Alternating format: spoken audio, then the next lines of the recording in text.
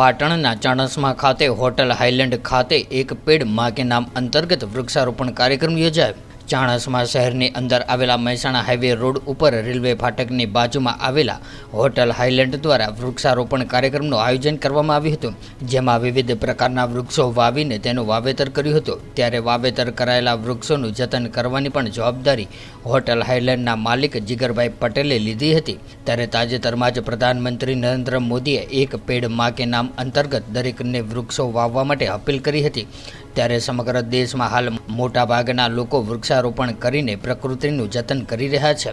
ત્યારે પાટણ જિલ્લાના તાલુકા મથક ચાણસ્મા ખાતે આવેલા હોટલ હાઈલેન્ડના માલિક જીગરભાઈ પટેલ દ્વારા હોટલના સ્ટાફને સાથે રાખીને પોતાની મહેસાણા હાઈવે ઉપર આવેલી હોટલ હાઈલેન્ડના બહારના ભાગમાં વૃક્ષારોપણ કર્યું હતું। ત્યારે આ બાબતે હોટલ હાઈલેન્ડના માલિક જીગરભાઈ પટેલે જણાવ્યું હતું કે તાજેતરમાં જ પડેલી અસહ્ય ગરમીને લીધે તમામ જીવો તોબા પોકારી ઉઠ્યા છે, જેથી કરીને આવનારા સમયમાં દરેકને સારી હવા મળી રહે, જેથી કરીને ગરમી સામે રક્ષણ મળે તથા ઓક્સિજનની ઘટ ન પડે તે માટે વૃક્ષારોપણ કર્યું છે અને તમામ વૃક્ષનો પૂરેપૂરી રીતે કાળજી રાખીને તેનો ઉછેર કરવાની જવાબદારી પણ અમે લીધી છે।